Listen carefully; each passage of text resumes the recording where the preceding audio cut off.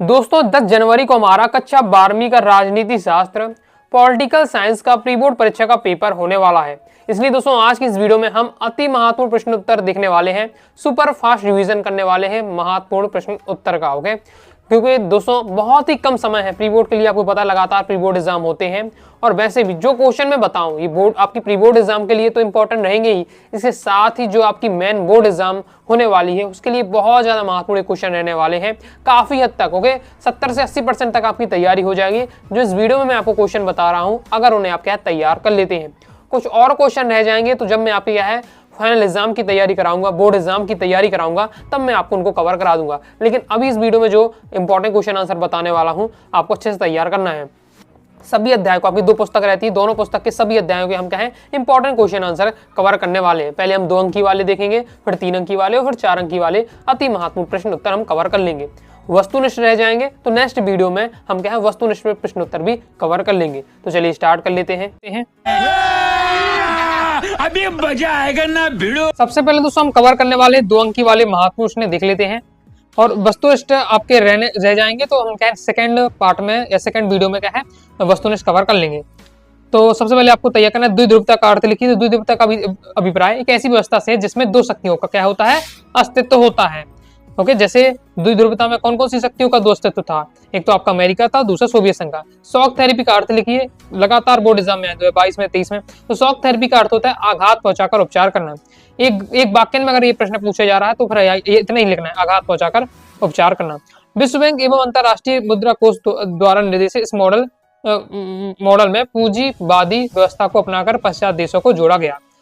Soviet संघ के अंतिम राष्ट्रपति कौन थे, तो मिखाइल गोर्बाचेव। रूस के साथ किन किन देशों की सीमाएं मिलती हैं, ये आपको तैयार करके रखना है। मिखाइल गोर्बाचेव ने आर्थिक राजनीतिक सुधार हेतु सोवियत संघ में किन किन नीतियों को अपनाया, तो कौन कौन सी नीतियों, 2 नीतियों को अपनाया, एक आपका पेरेस्ट्रोइका और दूसरा ग्लानोस्ता। नेक्स्ट पेरेस्ट्रोइका और जो ग्लानोस्ता है ये है क्या आखिरकार, एमपी बोर्ड एग्जाम 24 में क्वेश्चन आया था, तो ये भी आपको तैयार कर लेना है। आगे देख लेते हैं। नेक्स्ट तैयार करना है शिमला समझौता किन के मध्य हुआ, कोई 2 शर्तें लिखिए। तो भारत और पाकिस्तान के मध्य श्रीमती इंदिरा गांधी तथा भुट्टो ने 2 जुलाई 1972 को शिमला समझौता किया और समझौता की ये शर्तें दी थी। ओके, इसके बाद ताशकंद समझौता किनके मध्य हुआ और 2 शर्तें लिखिए। तो ये आपको तैयार करना है। ताशकंद समझौता हुआ था लाल बहादुर शास्त्री और अयूब खां के बीच और शर्तें ये आपकी रहने वाली हैं। फिर भारत एवं नेपाल के मध्य कौन सी संधि है, तो मैत्री संधि है। मैंने इसका आंसर है मैत्री संधि है। सार्क के सदस्य देशों के नाम लिखिए, इंपॉर्टेंट रहने वाला है। तो ये आपके सदस्य दिए हुए हैं, टोटल 8 सदस्य सार्क के, भारत, पाकिस्तान, बांग्लादेश, श्रीलंका, नेपाल, भूटान, मालदीव, अफगानिस्तान। तो ये नाम आपको याद करके रखना है।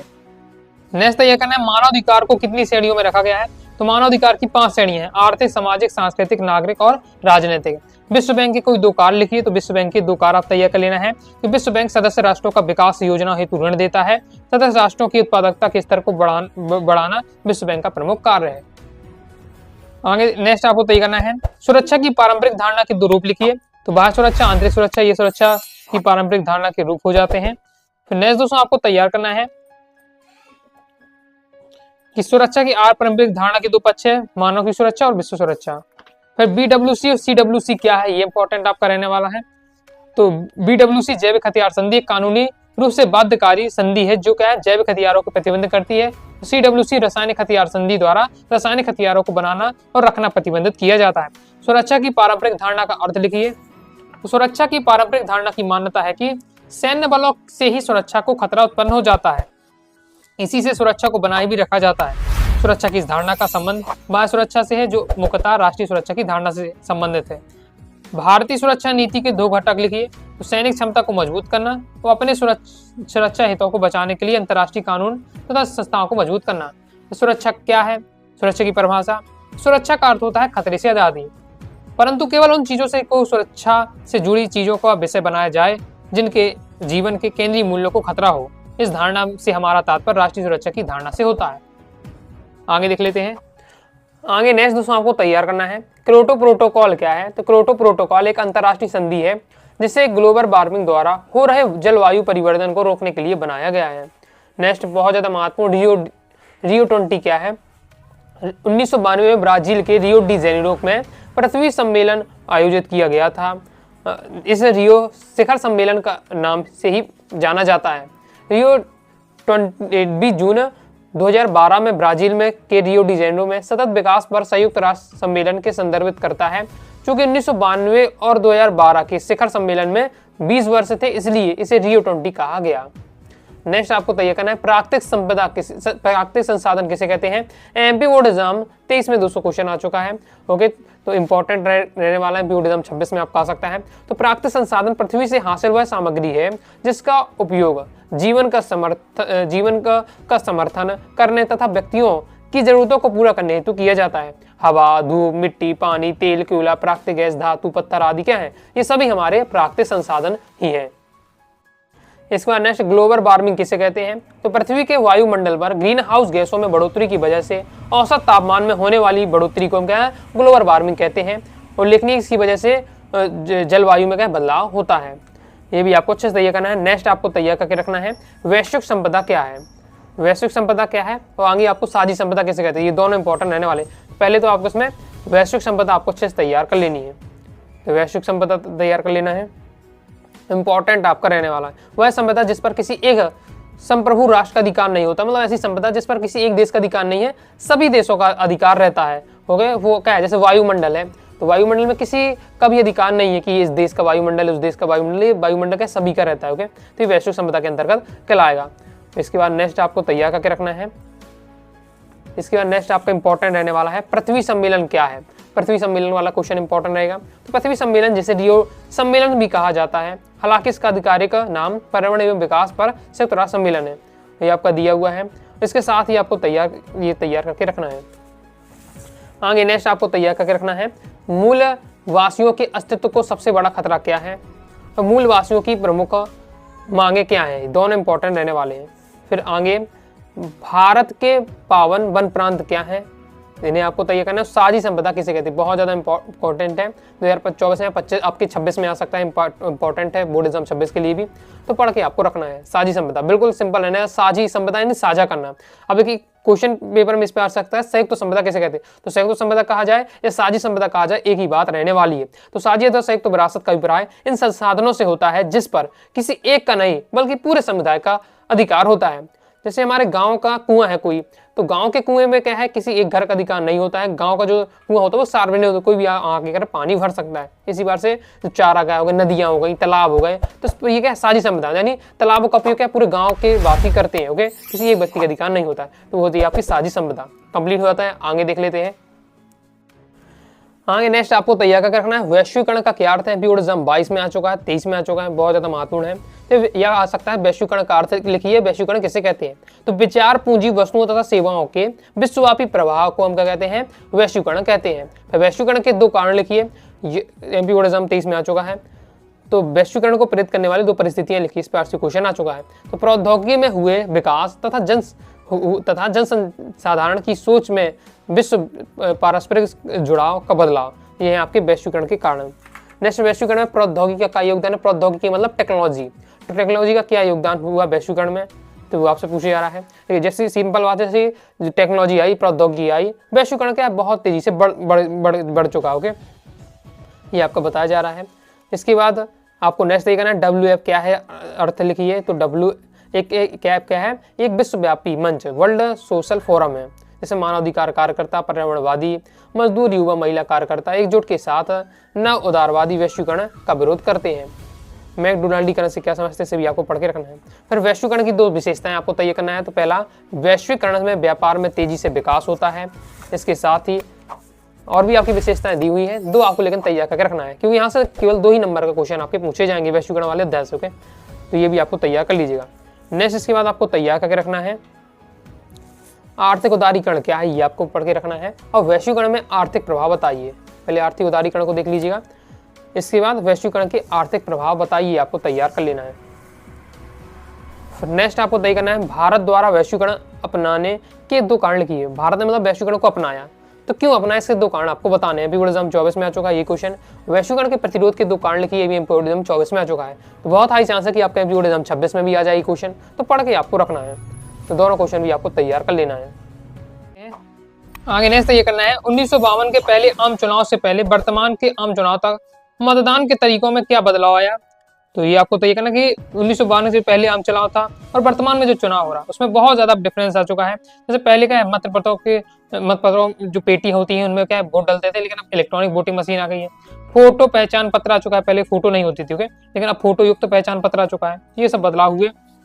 फिर आपको एक दलीय प्रवृत्ति की लाभ और एक दलीय प्रवृत्ति की हानि अच्छे से तैयार करके रखना है, क्योंकि ये हमारा अध्याय एक दल के प्रवृत्ति का दौर हमारा ये अध्याय है। तो उसमें आपको ये तो पता ही होना चाहिए एक दलीय प्रवृत्ति के लाभ और एक दलीय प्रवृत्ति की हानि इंपॉर्टेंट रहने वाला। दो पॉइंट में आपको तैयार करके रखना है। अभी एग्जाम में नहीं आया, लेकिन आने के इसके हाई चांस आपके रहने हैं, ओके। तो इसे आपको तैयार करके रखना है। जो भारतीय जनसंघ ने किन दो विचारों पर विशेष जोर दिया? जो भारतीय जनसंघ पार्टी थी उसकी कौन कौन से विचार थे वो आपको बताना है। फिर नेक्स्ट 1952 के प्रथम आम चुनाव में कांग्रेस को कितनी सीटों पर विजय प्राप्त हुई, ये अब तैयार करिएगा, जो एग्जाम में आपका आ चुका है, इसे भी आपको देख लेना है। फिर एक दल के प्रवृत्ति से क्या समझते हैं? एक दल प्रवृत्ति वाला ये हमारा पूरा अध्याय है, लेकिन एक दल प्रवृत्ति का मतलब क्या होता है? तो अभी तो हमने देख लिया एक दलीय प्रवृत्ति के लाभ और एक दलीय प्रवृत्ति की हानि, और एक दल प्रवृत्ति क्या है तो ये भी आपको तैयार करके रखना है कि एक दल प्रवृत्ति से क्या आशय होता है, एक ही दल की प्रवृत्ति की लाभ, एक दलीय प्रवृत्ति की हानि इंपॉर्टेंट आपके रहने वाला है। फिर नेक्स्ट आपको तैयार है विपक्षी पार्टी के उद्भव के कारण लिखिए। विपक्षी पार्टी उत्पन्न हो रही है तो मेन कारण क्या है? तो विविध राजनीतिक विचारधारा, सबकी विचारधारा अलग अलग होती है, सत्तारूढ़ के जो दल होता है उसके प्रति असंतोष होता है, इसलिए नई पार्टी बनती है। तो ये आपका दिया हुआ है। नेक्स्ट सोशलिस्ट पार्टी के बारे में आपको तैयार करके रखना है, तो हमारा कंप्लीट हो जाता है। नेक्स्ट दोस्तों आपको तैयार करना है द्वितीय पंचवर्षीय योजना की कोई दो विशेषताएं लिखिए। एक आपकी प्रथम पंचवर्षीय योजना की विशेषता और द्वितीय पंचवर्षीय योजना की विशेषता, दोनों तैयार करके रखिएगा।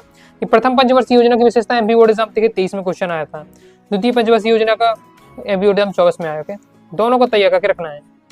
प्रथम पंचवर्षीय योजना के उद्देश्य, तो मेन इसमें फोकस करता किस पर था? कृषि पर था, ओके, और द्वितीय पंचवर्षीय योजना का जो मेन उद्देश्य था उद्योगों पर था, ओके। इसके बाद बॉम्बे प्लान क्या है लिखिए, 2022 में आ 24 में आ चुका है, तो इसे तैयार करके रखना है।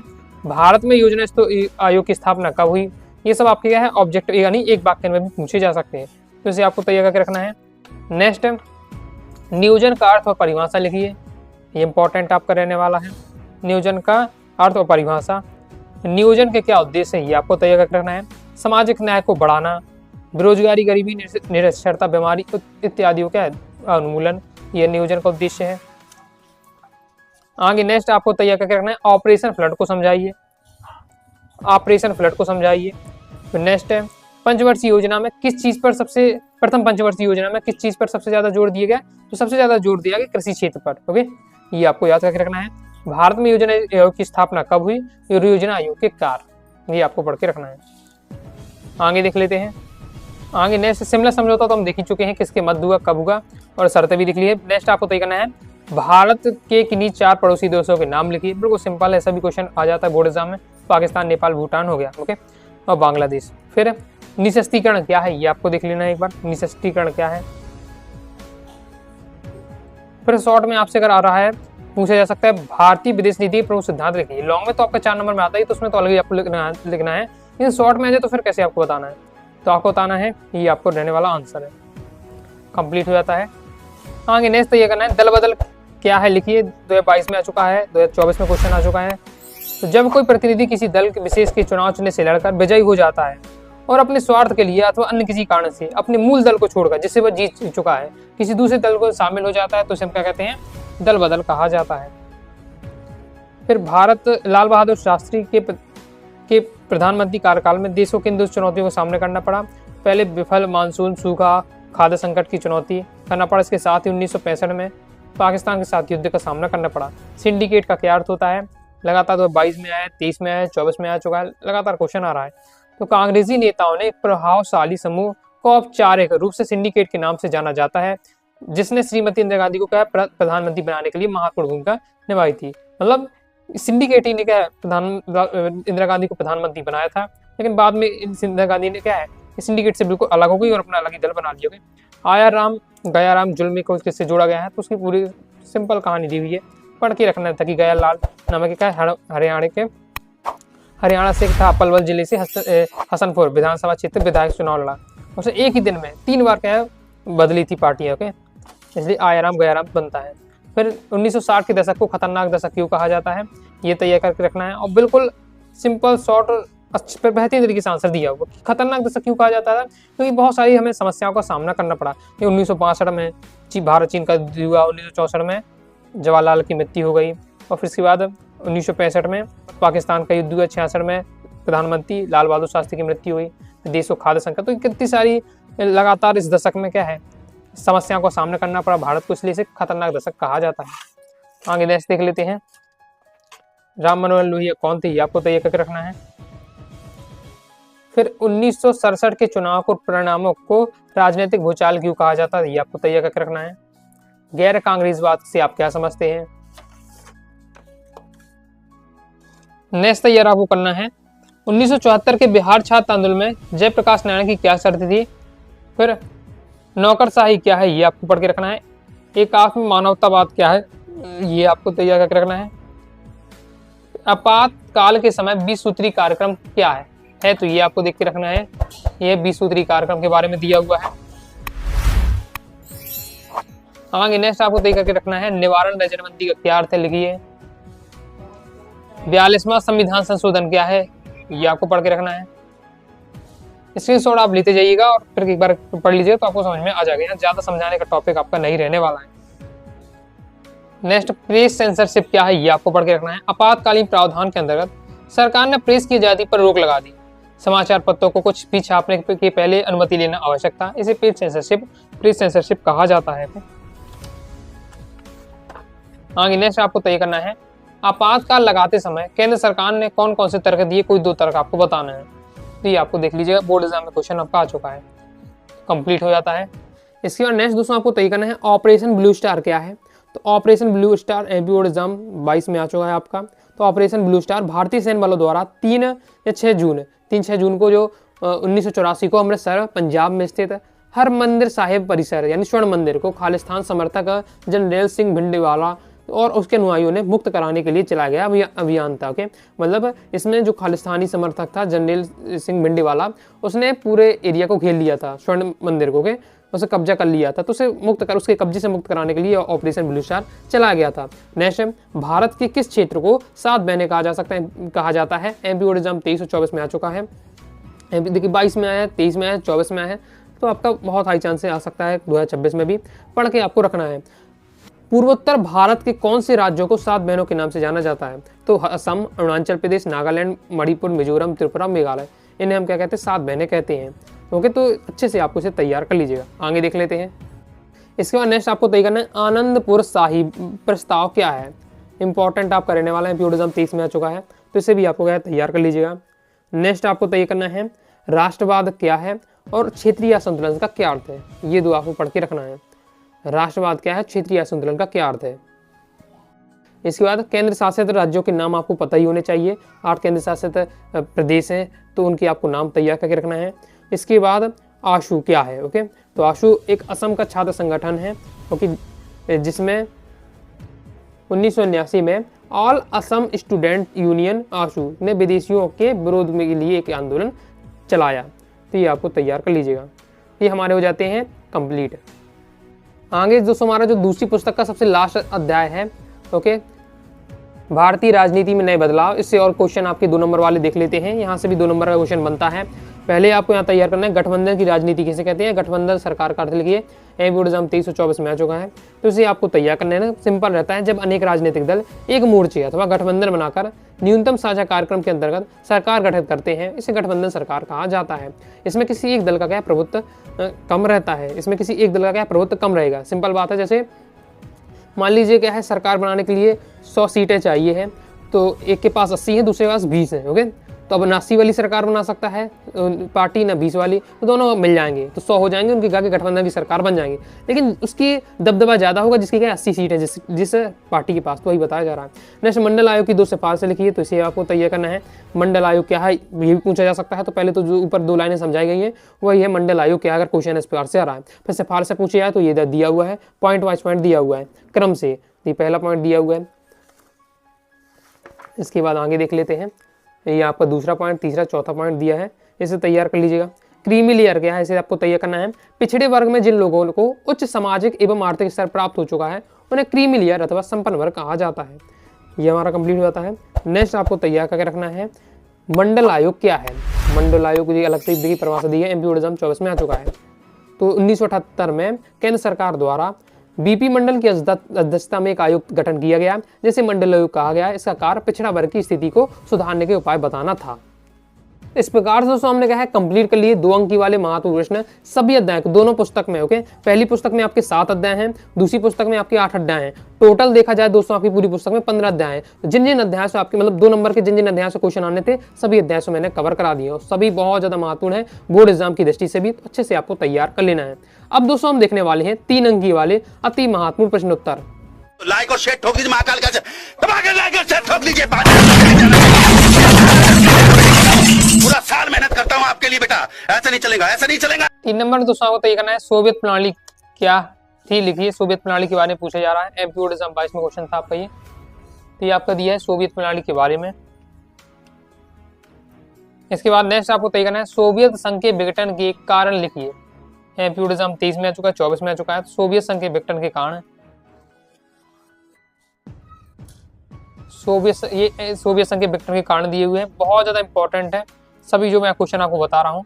नेक्स्ट आपको तय करके रखना है सोवियत संघ के विघटन के परिणाम। ये थे सोवियत संघ के विघटन के कारण, फिर सोवियत संघ के विघटन के परिणाम। तो ये सोवियत संघ के विघटन के परिणाम देख लेते हैं। ये आपका दिया है सोवियत संघ के विघटन के कारण। इसका नेक्स्ट दोस्तों आपको तय करना है शॉक थेरेपी के किन्हीं 3 परिणाम को लिखिए। शॉक थेरेपी के 3 परिणाम आपको बताने हैं। सब जितने भी क्वेश्चन है, एक भी क्वेश्चन यहाँ आपको नहीं छोड़ना है। ये आपके अर्धवार्षिक के साथ साथ में बोर्ड एग्जाम के लिए महत्वपूर्ण रहने वाले। नेक्स्ट तय करना है सोवियत प्रणाली के कोई 4 दोष लिखिए। सोवियत प्रणाली के दोष पूछे जा रहे हैं, तो ये आपके दिए सोवियत प्रणाली के दोष। आगे देख लेते हैं।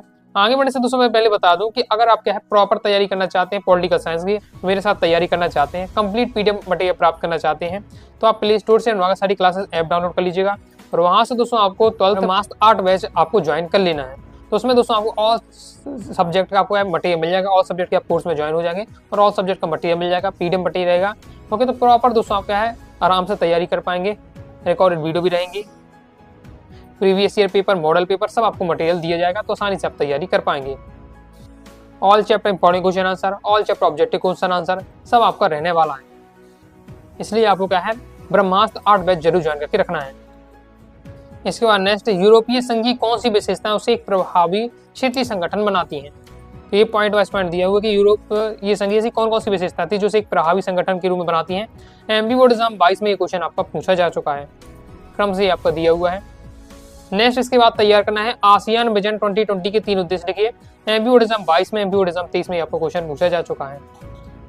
3 नंबर का यहाँ से आपको क्वेश्चन आता है, इसलिए 3 पॉइंट में बातें बताई जा रही हैं।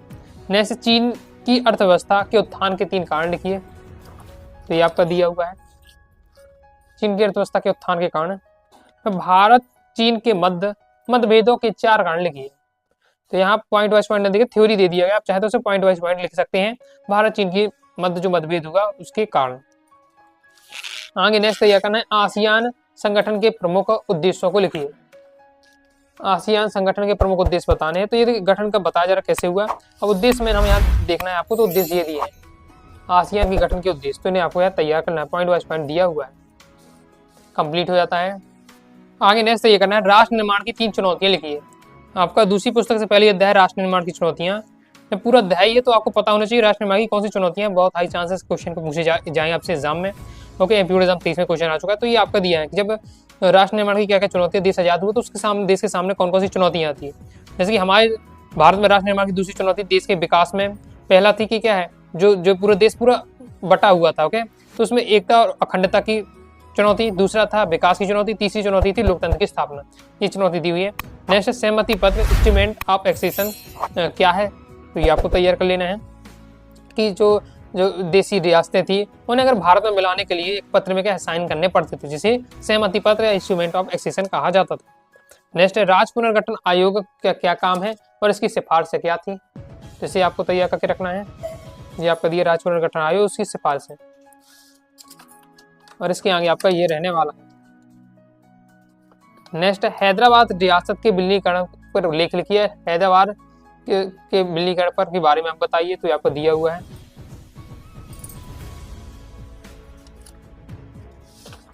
इसके आगे देख लेते हैं। फिर नेक्स्ट, भारतीय संघ में मणिपुर रियासत का विलय किस प्रकार संपन्न हुआ। मतलब जो भारतीय संघ में जो मणिपुर मिला तो उसके बारे में बताना। देखिए 3 का मैन रहता है आपका यहाँ। एक आपका हो गया जूनागढ़ का, एक आपका मणिपुर का, दूसरा हैदराबाद का। इन तीनों में ही जब भारत से ये जब ले मतलब ये रियासतें भारत से मिली तो इनमें सब क्या नाटक नौटंकी हुई। बाकी तो बहुत सारे सब देश जो रियासती डायरेक्ट क्या भारत में मिल गई। तो इनको क्या है किस प्रकार से भारत में ये शामिल हुए तो वो आपको घटना तैयार करके रखना है, पढ़ना है, समझना है, कहानी के रूप में आपको माइंड में याद रखना है। ओके, अभी देखिए एग्जाम में जूनागढ़ वाला नहीं आया तो आपको जूनागढ़ का पूछा जा सकता है। देखिए हैदराबाद आ चुका है, मणिपुर का भी आ चुका है, जूनागढ़ का नहीं आया तो उसे भी आपको तैयार करके रखना है। और द्विराष्ट्र सिद्धांत क्या है ये भी पढ़ के रखना है। जूनागढ़ के शासक द्वारा पाकिस्तान में मिलने में असफल प्रयास किए गए संक्षेप में लिखिए। या जूनागढ़ के भारत में विलीकरण किस प्रकार से हुआ इस पर टिप्पणी लिखिए। इसी बार से क्वेश्चन आ सकता है तो ये आपको तैयार करके रखना है। इसके आगे आपका ये दिया हुआ है। नेक्स्ट, भारत विभाजन के कारण लिखिए। उत्तरदायी कारक कौन से थे, एमपीओ एग्जाम 24 में क्वेश्चन था तो ये आपके दिए हुए हैं। और भारत विभाजन से उत्पन्न समस्याएं, भारत विभाजन हुआ तो कौन कौन सी समस्या उत्पन्न हुई। सिंपल आप पढ़ते ही तो ये चीजें आपको मतलब ज्यादा रटने की आवश्यकता नहीं, जानते ही हो। अगर आप पॉलिटिकल साइंस अच्छे से पढ़ रहे हैं तो बेसिक चीजें हैं, आपको ये ज्यादा मेहनत नहीं करनी है, पढ़ते ही आपको चीजें समझ में आ जाएंगी। आगे देख लेते हैं। आगे नेक्स्ट ये करना है, आपातकाल के दौरान गठित सहायक जांच आयोग के क्या निष्कर्ष से लिखिए। तो यह दिया हुआ है। आपातकाल के दौरान जो सहायक जांच आयोग तैयार किया गया उसने क्या लास्ट में निष्कर्ष निकाले तो वो तैयार कर लेना है। नेक्स्ट बहुत ज्यादा इंपॉर्टेंट है ये क्वेश्चन, आपातकाल के कोई 3 परिणाम, बहुत ही ज्यादा इंपॉर्टेंट है तो ये जरूर आपको तरकीब रखना है कि आपातकाल के क्या परिणाम मिले हमें देखने को। तो क्रम से आपका दिया हुआ है, पहला पॉइंट ये दूसरा पॉइंट। ओके, इसके बाद आपातकाल के कोई 3 सबक लिखना है। आपातकाल के सबक ये भी इंपॉर्टेंट रहने वाला है। आपातकाल के परिणाम, आपातकाल के सबक, दोनों क्वेश्चन बहुत ज़्यादा महत्वपूर्ण है तो ये आपको जरूर तैयार करना है। लगातार देखिए एमपीओ 23 में आ चुका है, 24 में आ चुका है, हो गया आपके 26 है बोर्ड एग्जाम में आ जाए तो पढ़ के आपको जरूर कीजिएगा। आगे देख लेते हैं। नेक्स्ट आपको तैयार करना है किन कारणों से 1980 के मध्यवर्ती चुनाव कराने पड़े। इस प्रकार से कंप्लीट हो जाता है। तो इस प्रकार दोस्तों हमने देख लिए 3 अंकी वाले अति महत्वपूर्ण प्रश्नोत्तर। अब दोस्तों हमारे रह जाते हैं 4 अंकी वाले अति महत्वपूर्ण प्रश्नोत्तर, तो उन्हें देख लेते हैं।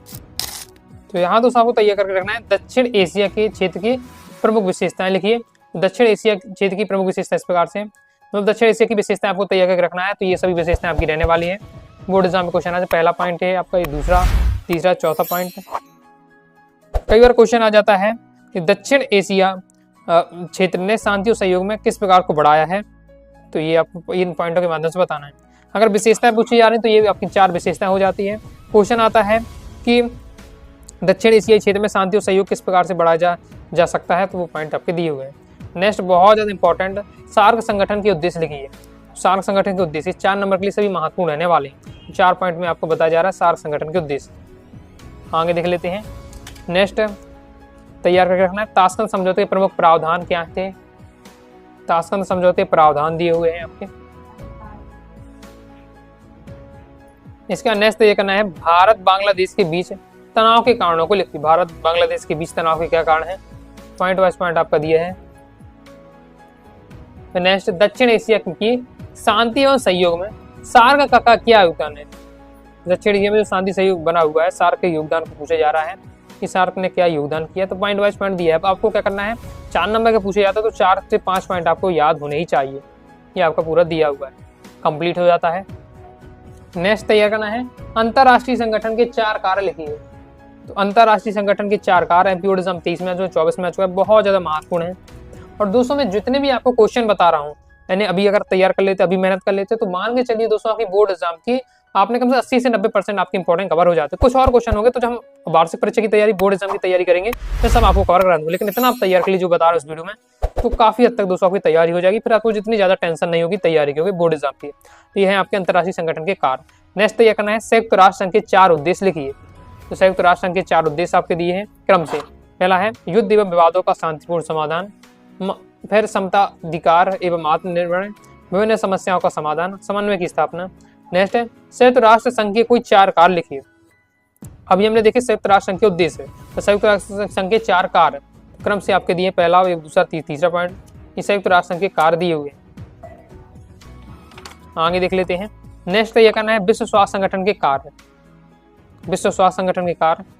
नेक्स्ट और लास्ट आपको यहाँ तैयार करना है संयुक्त राष्ट्र संघ के प्रमुख अंगों को लिखिए, उल्लेख कीजिए। यह ऐसा क्वेश्चन आ सकता है, संयुक्त राष्ट्र संघ के प्रमुख अंग लिखते हुए उनको समझाइए। तो ये आपके देखिए टोटल 6 अंग होते हैं, महासभा, सुरक्षा परिषद, आर्थिक एवं सामाजिक परिषद, न्याय परिषद, और क्रम से उनके बारे में 2 से 3 लाइन में बताया जा रहा है और आपको इसी प्रकार से तैयार करना। पहले तो नाम याद कर लेना है संयुक्त राष्ट्र संघ के अंग और फिर उनके बारे में, तो आपके दिए हुए हैं। फिर 5वां होता है अंतर्राष्ट्रीय संघ, 6वां है सचिवालय। तो ये आपके संयुक्त राष्ट्र संघ के अंग और उनके बारे में कंप्लीट हो जाता है। नेक्स्ट ये करना है, भारत की गुटनिरपेक्षता नीति की विशेषताएं लिखिए। भारत की जो गुटनिरपेक्षता नीति है, ओके, भारत ने ना तो अमेरिका के साथ मिला, ओके, अमेरिका की नीति से साथ मिला, ना ही भारत सोवियत संघ के साथ मिला। भारत ने गुटनिरपेक्षता की नीति अपनाई, यानी हमें दोनों देशों से, मतलब दोनों दो महाशक्तियों कोई से भी नहीं मिलना है, हम अपने स्वतंत्र रहेंगे, तो इसे गुटनिरपेक्षता की नीति कहा जाता है। उसकी विशेषताएं बता देना है, तो ये आपकी रहने वाली है। जैसे भारत द्वारा गुटनिरपेक्षता की अपनाए जाने के कारण लिखिए। भारत ने गुटनिरपेक्षता की नीति अपनाई, तो इसके क्या कारण रहने वाले हैं, तो ये आपके पॉइंट वाइज पॉइंट दिए, बहुत ज्यादा महत्व, सभी एग्जाम बोर्ड एग्जाम में आ चुके हैं। जैसे पॉइंट वाइज पॉइंट दिए, साम्राज्यवादी उपनिवेश का विरोध के स्वरूप, शांतिपूर्ण जीवन व्यतीत करने की इच्छा। शांतिपूर्ण क्यों, ओके, शांतिपूर्ण होगा। शांतिपूर्ण क्यों, क्योंकि भैया पहले से हम अंग्रेजों के गुलाम थे, ओके, जैसे तैसे तो अंग्रेजों से आजाद हुए, अब फिर हम अमेरिका के साथ हो जाएंगे तो अमेरिका की गुलामी करनी पड़ेगी, सोवियत संघ के साथ हो जाएगा सोवियत संघ की गुलामी करनी पड़ेगी, ओके, और हम किसी के साथ नहीं रहेंगे, तो फिर अपने मन के मालिक होंगे और अपना शांतिपूर्ण जीवन जी सकते हैं, ओके। इसलिए इसके लिए राष्ट्रीय आजादी की भावना, आर्थिक विकास की आवश्यकता, तो ये सभी पॉइंटों के कारण हमने क्या है, गुटनिरपेक्षता नीति को अपनाया। जैसे भारतीय विदेश नीति के सिद्धांत, सभी एकदम एमपीओडिज्म 22 में क्वेश्चन आ चुका है। तो तटस्थता और असंलग्नता, दूसरा है सहअस्तित्व और पंचशील, आंतरिक मामलों में विदेशी हस्तक्षेप का विरोध, साम्राज्य उपनिवेशवाद और रंग भेदक परक असमानता का विरोध, निःशस्त्रीकरण का समर्थन, ये सभी हैं आपकी भारतीय विदेश नीति के सिद्धांत। कंप्लीट हो जाता है। फिर भारतीय विदेश नीति की कोई विशेषताएं बताइए, सभी एकदम प्योर सिलेक्टेड है और जी आपको तैयार करना है। 4 से 5 क्वेश्चन है भारतीय विदेश नीति संबंधित या गुटनिरपेक्षता संबंधित, यहाँ से तो इस टॉपिक से आपके इस चैप्टर से 4-5 लॉन्ग टाइप के क्वेश्चन है जो आपको तैयार करके रखना है। 100% आपके क्वेश्चन अभी अर्धवासे में आएगा और फिर आपकी बोर्ड एग्जाम में आएगा, तो अभी आपको तैयार करके रखना है। भारतीय विदेश नीति की आपकी लक्षण विशेषताएं आपकी दी हुई है, तो पॉइंट वाइज पॉइंट दिए, तैयार कर लीजिएगा। क्वेश्चन का सॉल्यूशन जब भी आप तैयार करें तो मैंने आपको कहा हेडिंग याद होनी चाहिए, तो अंदर के बारे में तो अगर आपने समझा है तो अपनी लैंग्वेज में आप लिख सकते हैं। फिर नेक्स्ट, भारत चीन के मतभेदों के कोई 4 कारण आपको बताने हैं, तो भारत चीन के मतभेद के 4 कारण दिए हुए हैं। नेक्स्ट, ताशकंद समझौता और शिमला समझौता को समझाइए, तो भाई ये जो हम पहले भी देख चुके हैं, ताशकंद समझौता किसके मध्य हुआ वो पढ़ के रखना है, उसकी शर्तें क्या हैं। फिर शिमला समझौता किसके मध्य हुआ, उसकी क्या शर्तें हैं, वही आपको यहाँ बता देना है, ओके। लॉन्ग में जब आता तो दोनों एक साथ पूछ लिया जाता तो लॉन्ग बन जाता हमारा। 2 नंबर में आना है तो सिंगल पूछ लिया जाता, ताशकंद समझौता बताइए, शिमला समझौता बताइए। आगे नेक्स्ट देख लेते हैं। नेक्स्ट दोस्तों आपको तैयार करके रखना है कि भारत की परमाणु नीति विश्व शांति के लिए आवश्यक है, उपरोक्त संबंध पर अपने विचार बताइए। मतलब भारत की जो परमाणु नीति है वो विश्व शांति के लिए बनाई गई है, क्योंकि ना कि किसी की विनाश के लिए, तो उस बात को आपको स्पष्ट करना है, तो यह दिया हुआ है। फिर नेक्स्ट आपको तैयार करके रखना है भारत की विदेश नीति को प्रभावित या निर्धारित करने वाले तत्व। भारत की विदेश नीति को कौन कौन से तत्व प्रभावित करते हैं, निर्धारित करते हैं, तो भौगोलिक तत्व, आर्थिक तत्व, ऐतिहासिक तत्व, सैनिक तत्व। इन तत्वों के माध्यम से ये तत्व बताए जा रहे हैं भारत की विदेश नीति को प्रभावित और निर्धारित करने वाले, तो सभी को आपको तैयार करना है। पढ़ बस लीजिएगा पहले, तो पॉइंट आपको क्लियर हो जाएंगे, फिर पॉइंटों के अंदर क्या लिखना है वो आपको तैयार कर लेना है।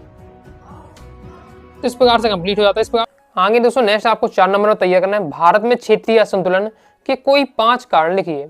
भारत में जो क्षेत्रीय असंतुलन उत्पन्न हो रहा है इसके कारण क्या क्या है, तो विकास योजनाओं की आंशिक सफलता, जब भी याद करें हेडिंग याद करना है आपको, विपरीत राजनीतिक एवं प्रशासनिक परिस्थितियां, मानवीय पूंजी का अभाव, राजनीति इच्छा शक्ति का ह्रास और कमजोर आधारभूत संरचना, ये पॉइंट है जिससे क्या क्षेत्रीय असंतुलन बढ़ रहा है। तो क्षेत्रीय असंतुलन के कारण है जो, तो तैयार आपको करके रखना है। इसके बाद नेक्स्ट, पूर्वोत्तर राज्यों की 4 प्रमुख क्षेत्रीय आकांक्षाएं लिखिए। जो पूर्वोत्तर राज्य हैं ओके, उनकी 4 क्षेत्रीय आकांक्षाएं बतानी है। एमपीओडिज्म 23 में क्वेश्चन आ चुका है, 24 में क्वेश्चन आ चुका है, तो क्रम से इनकी देखिए दी हुई है क्षेत्रीय आकांक्षाएं, क्षेत्रीय मांगे, तो क्रम से इन्हें आपको तैयार करके समझ लीजिएगा एक बार कौन कौन से इसकी मांगे हैं 4, फिर अपने हिसाब से आप लिख सकते हैं। नेक्स्ट, सिक्किम के विलय को समझाइए। एमपीओडिज्म 23 में क्वेश्चन आपका आ चुका है, तो सिक्किम के विलय के बारे में दिया है। देखिए अब इससे पहले हमने क्या है, विलय की बात करें तो जो राष्ट्र निर्माण की चुनौतियां थी उसमें भी हमने देखा था कि हैदराबाद का विलय कितनी कठिनाइयों से हुआ है, ओके।